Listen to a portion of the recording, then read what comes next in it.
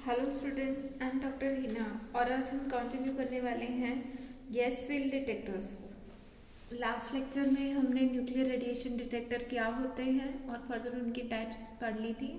Gas field detector के बारे में हमने इंट्रोडक्शन पढ़ी थी, principal and its construction.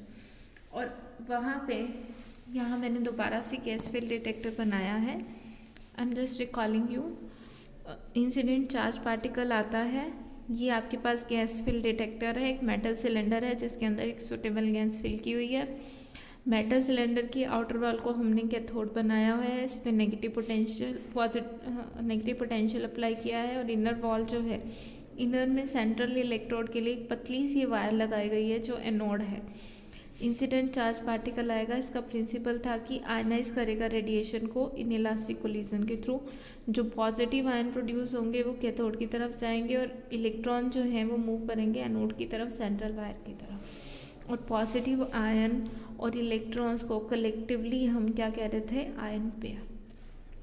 So last time हमने ये बताया था कि यहाँ से जब इंसिडेंट चार्ज पार्टिकल आएगा पोटेंशियल ड्रॉप होगा, तो इस रेजिस्टेंस पे जो हमें आउटपुट मिलेगा और या कह लो आपको पल्स मिलेगी पल्स डिपेंड करेगी इंसिडेंट चार्ज अप्लाइड वोल्टेज कितनी है इन दोनों के बीच में, और टाइप ऑफ आयनाइजिंग इवेंट क्या है, means incident particle alpha, beta या गामा है। सो आज हम इसी चीज़ को कंटिन्यू करने वाले हैं फुल इलेबोरेशन के साथ कि अगर हम वोल्टेज जिस तरह चेंज करते जाते हैं तो पल्स साइज, या आप इसे कह सकते हैं कि जितना करंट प्रोड्यूस हो रहा है सर्किट में उस पर क्या इफेक्ट होता है। So let's start. और साथ ही साथ हम जो सेकेंड चीज़ है कि टाइप ऑफ आयनाइजिंग इवेंट क्या है, अल्फा, बीटा या गामा, उस केसेस में क्या होता है वो भी पढ़ेंगे। सो फर्स्ट ऑफ ऑल हम पढ़ते हैं pulse size and applied voltage के बीच में ग्राफ। सो जैसे जैसे यहाँ देखिए आपके पास अप्लाइड वोल्टेज ज़ीरो है तो इनपुट करंट भी ज़ीरो, ऑलमोस्ट कह लो कि नेग्लिजिबल होता है, क्योंकि applied voltage incident charge particle आया, उसने इलेक्ट्रॉन और पॉजिटिव आयन प्रोड्यूस किए, दोनों पे नेगेटिव अपोजिट चार्ज है, ये दोनों वापसी रिकम्बाइन हो जाएंगे और आपको कोई करंट नहीं मिलेगा। बट जैसे ही आप वोल्टेज अप्लाई कर रहे हो, यहाँ पे पॉजिटिव लगी हुई है और यहाँ नेगेटिव है, सो ये जो पॉजिटिव चार्ज है इट विल स्टार्ट अट्रैक्टिंग, ये पोटेंशियल जो यहाँ इलेक्ट्रॉन बने वो उनको अट्रैक्ट करेगा और यहाँ इलेक्ट्रॉन कलेक्ट होंगे। सो जैसे ही आप पोटेंशियल अप्लाई करोगे तो कुछ इलेक्ट्रॉन इसकी तरफ मूव कर जाएंगे और करंट होगा। जैसे जैसे पोटेंशियल इंक्रीज करते जा रहे हैं, सी है your current is start rising यहाँ पे। और ये राइज क्यों होता है, क्योंकि जैसे जैसे आप पोटेंशियल बढ़ाते जा रहे हो number of electrons reaching at the anode are start increase होते जाते हैं, तो करंट इंक्रीज करता है। अब ऐसा क्यों है, और इस रीजन को हम कहते हैं रिकॉम्बिनेशन रीजन क्यों कहते हैं, क्योंकि यहाँ रिकॉम्बिनेशन हो रहा है। देखिए यहाँ आपका एक इलेक्ट्रॉन प्रोड्यूस हुआ, ये यहाँ गया, बट इसे यहाँ से इस डायरेक्शन में मूव करना है क्योंकि यहाँ पॉजिटिव चार्ज लगे। मूव करते करते इसको रास्ते में ये पॉजिटिव आयन भी मिल सकता है, और साथ ही साथ यहाँ एटम के अंदर, इसके अंदर क्या है, गैस में क्या होते हैं, एटम, तो हो सकता है ये किसी कोई एटम इसको एब्जॉर्ब भी कर ले। उसी तरह ये पॉजिटिव आयन किसी एटम के साथ मान लो कोलिजन कर दे और अपनी एनर्जी लूज कर दे कि ये यहाँ तक पहुँच ही ना पाए। That's why this region is called recombination, की वो वापसी कंबाइन भी कर सकते हैं। इंसिडेंट वोल्टेज बढ़ाओगे तो वो उनको एनर्जी तो देगी पॉजिटिव और नेगेटिव इलेक्ट्रोड की तरफ आने के लिए, but still there is a possibility of recombination. और जैसे जैसे वोल्टेज अप्लाई करते जा रहे हो, इंक्रीज करते जा रहे हो, उनको ज़्यादा एनर्जी मिलती जा रही है और ज़्यादा से ज़्यादा number of ion pair, positive ion और इलेक्ट्रॉन पहुंचते जा रहे हैं अपनी अपनी इलेक्ट्रोड पे। और जैसे ये रीजन एंड होता है, यहाँ पे आप देख सकते हैं यहाँ पे एक प्लेट्यू टाइप आ जाता है, या you can say that there is a saturation, कि यहाँ पे ये मैक्सिमम हो गया और रुक गया।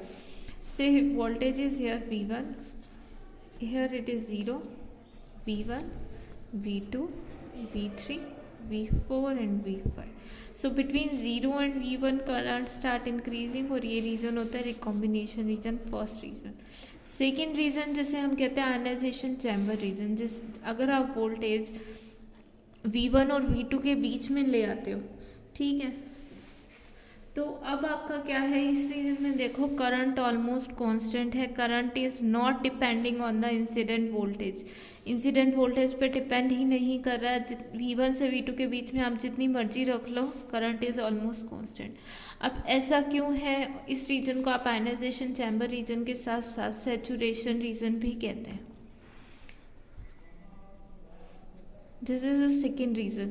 अब ये रीजन क्यों आता है या करंट कांस्टेंट क्यों होता है, सी है we are basically increasing the applied voltage, incident charge particle आया say it is producing total 500 electron ion pair, means 500 electrons are producing, incident charge particle ने 500 इलेक्ट्रॉन और 500 ही पॉजिटिव आयन प्रोड्यूस किए। आप जैसे जैसे अप्लाइड वोल्टेज इंक्रीज करते जा रहे थे, नंबर ऑफ इलेक्ट्रॉन्स जो कि अपने एनोड पे जा रहे थे वो बढ़ते जा रहे थे। But after the applied voltage V1 all the electrons created by the incident charge particle are have reach to the anode, सारे के सारे, ये जो हमने ज्यूम किया था कि 500 हैं, 500 के 500 इलेक्ट्रॉन एनोड पे पहुंच गए और पॉजिटिव आयन कैथोड पे पहुंच गए। उसके बाद अब हमारे पास और इलेक्ट्रॉन्स ही नहीं है, तो हम जितनी मर्जी वोल्टेज अप्लाई करते जाएं तो करंट तो बढ़ेगा ही नहीं ना। करंट तो इलेक्ट्रॉन के फ्लो की वजह से आ रहा था सर्किट में। अगर इलेक्ट्रॉन का फ्लो, इलेक्ट्रॉन ही ख़त्म हो गए हैं, चाहे वोल्टेज आप और बढ़ाते जाओ और इलेक्ट्रॉन ही नहीं है हमारे पास। सो अगर सपोज कीजिए 10 वोल्ट पे 500 इलेक्ट्रॉन्स पहुंच रहे हैं, क्योंकि है ही टोटल, आप बढ़ा के 12 वोल्ट कर दो तब भी 500 ही पहुंचेंगे, because you have only 500 electrons. So that's why there is a constant region जिसे हम सैचुरेशन रीजन कहते हैं। और आपके सिलेबस में एक डिटेक्टर है, आयनाइजेशन चैम्बर डिटेक्टर, ये वो इस रीजन में वर्क करता है। इस रीजन को आप ये भी कह सकते हैं नो एम्प्लीफिकेशन, यहाँ कोई भी एम्प्लीफिकेशन नहीं होती। ओके, अब ये नो एम्प्लीफिकेशन या एम्प्लीफिकेशन क्या चीज़ है, सिंपली एम्प्लीफिकेशन का आपको मतलब पता होगा, फाइनल ईयर के स्टूडेंट्स हैं, कि इंसिडेंट अगर हम कुछ सिग्नल दे रहे हैं या एनर्जी है अगर वो इंक्रीज हो जाए। तो यहाँ पे ऐसा कुछ नहीं हुआ, हमारे पास इंसिडेंट 500 इलेक्ट्रॉन थे और वो थे और उतने ही रहे। So there is no amplification here, जितनी एनर्जी दोगे उतनी ही मिलेगी। सेकेंड थिंग, यहाँ देखो साथ साथ हम करते हैं अल्फा बीटा गामा, ये तीनों का अलग अलग ग्राफ क्यों आया है। अगर ये उस केस में तीनों का अलग अलग है, अगर तीनों की सेम एनर्जी है, सपोज कीजिए तीनों 5 MeV के थे, तो जो अल्फा के केस में करंट मिलेगा वो सबसे ज़्यादा होगा, फिर बीटा का और फिर गामा का। ऐसा क्यों होगा, क्योंकि ये चीज़ डिपेंड करती है आयनाइजिंग प्रॉपर्टी पे, और आपको पता है कि अल्फा सबसे ज़्यादा आयनाइजिंग है, सबसे ज़्यादा आयनाइजेशन प्रोड्यूस करता है मीडियम में जाके। आयनाइजेशन प्रोड्यूस करेगा तभी तो आपके आयन पे बनेंगे, यानी तभी तो मीडियम में पॉजिटिव आयन और इलेक्ट्रॉन होंगे। अल्फा ने ज़्यादा पॉजिटिव आयन और इलेक्ट्रॉन बना दिया तो ये कलेक्ट कर लिए, उसी तरह फिर उस बीटा ने उससे कम बनाए और गामा ने सबसे कम, दैट्स वाई इसका नीचे है, क्योंकि इनकी आयनाइजेशन पावर लो है, आयनाइजेशन कम प्रोड्यूस करते हैं ये। और फर्दर आपके पास ये कंसेप्चुअल क्वेश्चन भी आ सकता है कि क्या ये डिस्टिंग्विश कर सकता है type of ionizing event, ionization chamber आपका, and your answer is yes, क्योंकि ये बता रहा है कि अल्फा बीटा और गामा तीनों का अलग अलग। साथ ही ये एनर्जी के भी डायरेक्टली रिलेटेड है। इंसिडेंट चार्ज पार्टिकल की अगर एनर्जी ज़्यादा होगी तो वो ज़्यादा आयन पेयर प्रोड्यूस करेगा, एनर्जी कम है तो वो कम आयन पेयर प्रोड्यूस करेगा। ओके, सो सैचुरेशन रीजन तक हमने कर लिया, बट जैसे ही हम वोल्टेज सैचुरेशन रीजन किससे ज़्यादा इंक्रीज कर देते हैं, your third region come, and your third region lies between voltage V2 and V3। अगर वोल्टेज इसके बीच में रखते हैं तो थर्ड रीजन आता है, that is your proportional region. अब ये प्रोपोर्शनल रीजन क्या है, और यहाँ पे काउंटर होता है, that is your called proportional counter. इस रीजन में जो काउंटर वर्क करता है उसे हम प्रोपोर्शनल काउंटर कहते हैं। अब ये प्रोपोर्शनल रीजन या प्रोपोर्शनल काउंटर क्या है, प्रोपोर्शनल रीजन जैसे ही हम वोल्टेज हम कह रहे थे कि इंसिडेंट चार्ज पार्टिकल आया, उसने 500 इलेक्ट्रॉन प्रोड्यूस किए और वो सारे के सारे कलेक्ट हो गए, अब हमारे पास और इलेक्ट्रॉन नहीं है और करंट नहीं है। और बस ध्यान दीजिए कि जैसे जैसे आप वोल्टेज इंक्रीज करते जा रहे हैं, as you are increasing the voltage between these two, voltage increase करते जा रहे हैं तो इलेक्ट्रॉन जो प्रोड्यूस हुआ है वो बहुत स्पीडली मूव करेंगे। क्योंकि अगर आप उसको पोटेंशियल ज़्यादा बढ़ाते जा रहे हैं तो उनकी वेलोसिटी भी तो बढ़ेगी, क्योंकि वो ज़्यादा स्पीडली अट्रैक्ट होंगे इलेक्ट्रॉन एनोड की तरफ। इलेक्ट्रॉन अब एनोड की तरफ और स्पीड से जा रहे हैं, और जैसे ही उनकी वेलोसिटी बढ़ती जा रही है, as you are increasing anode potential, potential बढ़ रहा है, उनकी वेलोसिटी बढ़ रही है, वेलोसिटी बढ़ने का मतलब उनकी एनर्जी बढ़ रही है। अब उनके पास इतनी एनर्जी आ गई है, अब ये यहाँ इंसुलेशन तो नहीं है, यहाँ सारी की सारी गैस फिल की हुई है, गैस के एटम है। तो जब इंसिडेंट चार्ज पार्टिकल ने, यहाँ देखिए एक बार इंसिडेंट चार्ज पार्टिकल आया, इंसिडेंट चार्ज पार्टिकल ने इलेक्ट्रॉन प्रोड्यूस किया, पॉजिटिव आयन प्रोड्यूस किया। आपने पोटेंशियल अप्लाई किया है बहुत ज़्यादा, यहाँ पे आपकी एनोड है, हियर इट इज़ कैथोड। सो ये कैथोड है, ये एनोड है। अब आपने बहुत ज़्यादा पोटेंशियल, इसको बहुत ज़्यादा एनर्जी मिल रही है, ये स्पीडली जा रहा है। हो सकता है इसको रास्ते में एक एटम के साथ इसके कोलिजन हो जाए, इलास्टिक कोलिजन इस एटम के साथ, और ये इस एटम को फर्दर क्या करते हैं, आयनाइज या एक्साइट करते हैं। और अगर ये इसको करती है तो और ज़्यादा इलेक्ट्रॉन प्रोड्यूस होंगे, और ज़्यादा इलेक्ट्रॉन प्रोड्यूस होंगे तो पहले एक इलेक्ट्रॉन था, इसकी एनर्जी इतनी ज़्यादा थी कि एक ने दो कर दिया। ये दोनों फिर से एक्सेलरेट होके कहाँ जा रहे हैं, एनोड की तरफ, फिर से इनको एनर्जी मिली, ये रास्ते में और सबको इंक्रीज करते जाएंगे। So you are starting with say 500 and you are left with, इसी स्टेज पे बात करें कि वोल्टेज इतनी है कि हमारे एक के दो बन गए तो 1000। तो एम्प्लीफिकेशन हो गई, एम्प्लीफिकेशन हो गई तो कर, अब नंबर ऑफ इलेक्ट्रॉन बढ़ गए तो करंट भी बढ़ेगा। सी, करंट इज इंक्रीजिंग। अब प्रोपोर्शनल काउंटर क्यों कहते हैं, क्योंकि करंट प्रोपोर्शनली इंक्रीज करता है वोल्टेज के, जैसे जैसे वोल्टेज बढ़ाते जा रहे हो प्रोपोर्शनली करंट बढ़ता जा रहा है, क्योंकि उतनी ज़्यादा इलेक्ट्रॉन को एनर्जी मिलती है, वो और ज़्यादा इलेक्ट्रॉन निकालता जा रहा है। That's why this is called proportional reason.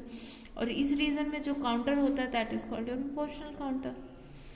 तीनों के केस में अलग अलग है। ये प्रोपोर्शनल काउंटर भी आपको बता देता है कि अल्फा है, बीटा है या गामा है। अब जैसे ही वोल्टेज आप फर्दर इंक्रीज करते हो बिटवीन V3 एंड V4, आपके पास फोर्थ रीजन आता है जिससे आप कहते हैं रीजन ऑफ लिमिटेड प्रोपोर्शनैलिटी। अब हमारी प्रोपोर्शनैलिटी लिमिटेड हो गई है। मीन्स पहले तो क्या था कि हम जितनी वोल्टेज बढ़ा रहे थे उसके अकॉर्डिंग करंट बढ़ता जा रहा था, बट अब ऐसा नहीं है। आप वोल्टेज तो ज़्यादा बढ़ा रहे हो बट करंट इंक्रीज उतना नहीं हो रहा, और इस रीजन में के एंड में जाके तीनों का ऑलमोस्ट सेम हो जाता है, चाहे अल्फा बीटा गामा या इंसिडेंट की एनर्जी कितनी मर्जी हो।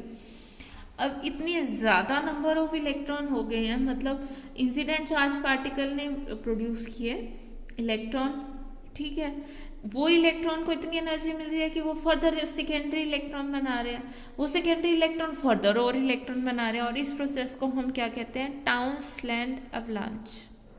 कि एक तरह से बाढ़ आ गई है आपके पास इलेक्ट्रॉन की, 1 से 2, 2 से 4, 4 से 8 बढ़ते ही जा रहे हैं क्योंकि वोल्टेज बहुत ज़्यादा है। सो ये रीज़न है लिमिटेड प्रोपोर्शनैलिटी। अब वो वोल्टेज इतनी ज़्यादा हो गई है कि ये चीज़ पे ध्यान ही नहीं जा रहा कि अल्फा है, बीटा है, गामा। सो इस तरह ये बढ़ता जाता है। शुरू में गैप है और धीरे धीरे देखो ये गैप कम होता है, इसे कहते हैं रीज़न ऑफ लिमिटेड प्रोपोर्शनैलिटी। ये रीज़न हमारे किसी काम का नहीं होता, इस पर कोई भी डिटेक्टर बेस्ड नहीं है इस रीज़न में। नेक्स्ट आता है आपका गीगर म्यूलर रीज़न। अब हमारी वोल्टेज इतनी ज़्यादा हो गई है कि अगर एक इंसिडेंट चार्ज पार्टिकल ने एक भी electron pair ion pair produce कर दिया, यानी एक भी इलेक्ट्रॉन और पॉजिटिव आयन प्रोड्यूस कर दिया, इतनी ज़्यादा एनर्जी है कि वो with in fraction of second वो 1 से 10,000 हो जाते हैं। मतलब 1 से 2, 2 से 4, 4 से 8, 8 से 16, 32, और वो डिपेंड नहीं करता कि इंसिडेंट की एनर्जी कितनी है, वो इतना ज़्यादा वहाँ पोटेंशियल है, वो फर्दर नॉकआउट करते जा रहे हैं। इंसिडेंट मान लीजिए कि अगर आपके 100 भी, हमने शुरू में लिया था कि इंसिडेंट वाला 500 नंबर ऑफ इलेक्ट्रॉन प्रोड्यूस कर रहा है, but ultimately what are you getting, you are getting say 1 lakh. So 1 lakh electron you are getting, उसमें +500 करो या +200 करो, इज इंडिपेंडेंट ना। 1 लाख में 100 ऐड करो या 200 ऐड करो, करंट में ज़्यादा फर्क नहीं पड़ता। दैट्स वाई यहाँ पे ये ऑलमोस्ट कांस्टेंट हो जाती है, और इस रीजन को बोलते हैं गीगर म्यूलर रीजन। इस पे जो काउंटर बेस है उसे बोलते हैं गीगर म्यूलर काउंटर या GM काउंटर। ये आपके सिलेबस में है और ये बहुत इंपॉर्टेंट होता है। और साथ ही साथ यहाँ देखो कि ये बहुत ज़्यादा सेंसिटिव है। अगर इंसिडेंट चार्ज पार्टिकल की एनर्जी इतनी कम है कि वो एक भी इलेक्ट्रॉन प्रोड्यूस करेगी तो ये बता देगा कि हाँ जी कोई चार्ज पार्टिकल आया है। ओके, उसके बाद अगर आप इसकी वोल्टेज से भी ज़्यादा वोल्टेज पे चले जाते हैं, if you are increasing your applied voltage even greater than V5, तो आप जिस रीजन में पहुंचते हैं उससे कहते हैं कॉन्टिन्यूस डिस्चार्ज रीजन। अब पोटेंशियल इतना ज़्यादा है कि वहाँ स्पार्किंग हो गई है, कॉन्टिन्यूस डिस्चार्ज यानी कि एक आयन आते इंसिडेंट वोल्टेज इतनी ज़्यादा है कि उसने आयन की वेट ही नहीं की, उसने वहाँ डिस्चार्ज हो गया है, ब्रेकडाउन हो गया है कंप्लीट। ओके, सो ये आपके 6 रीज़न हैं अप्लाइड वोल्टेज के साथ। हमने साथ साथ ये भी कर लिया कि अल्फा बीटा गामा में इस तरह की होता है क्योंकि इनकी आयनाइजिंग पावर ज़्यादा है, जिसकी ज़्यादा है वो बता देगा। यहाँ देखो ये जो 3 काउंटर हैं आपके सिलेबस, 4 है। आयनाइजेशन चैम्बर वो यहाँ होता है इस रीजन में, second is proportional counter, third is your GM counter, 3 है सॉरी, फोर्थ वन तो यही था आपका गैस फील्ड डिटेक्टर जो कि बेसिक है। तो ये जो काउंटर है जो इस रीजन में है, इस रीजन में है और इस रीजन में, ये दोनों तो बताते हैं इंसिडेंट चार्ज पार्टिकल की एनर्जी को कोरिलेट करते हैं। जितनी इंसिडेंट की एनर्जी ज़्यादा होगी उतना ज़्यादा आपके पास करंट होगा, बट GM काउंटर नहीं बता पाता। GM काउंटर सिर्फ ये बताता है कि चार्ज पार्टिकल आया, अल्फा आया, बीटा आया, गामा आया, कोई लेना देना नहीं है क्योंकि सबके लिए same energy. But GM counter का फ़ायदा ये है कि बहुत सेंसिटिव है, एनर्जी जितनी मर्जी कम हो ये बता देगा कि कोई पार्टिकल आया है, बट यहाँ ऐसा नहीं है, यहाँ उन्हें sufficient energy, minimum energy required होती है। ओके, सो आई होप ये चीज़ आपको क्लियर हो गई होगी कि आयनाइजेशन गैस फील्ड डिटेक्टर होते क्या हैं और उसके उसका जो पल्स साइज या कह लो कि करंट और अप्लाइड वोल्टेज में क्या रिलेशन है, या फिर वो किस तरह जो करंट है या पल्स प्रोड्यूस हो रही है डिपेंड कर रही है आपकी वोल्टेज पे और टाइप ऑफ आयनाइजिंग इवेंट पे। So that's it for today, इतना ही है आज के लिए। अगर कोई भी दिक्कत हो तो आप कमेंट सेक्शन में पूछ सकते हैं।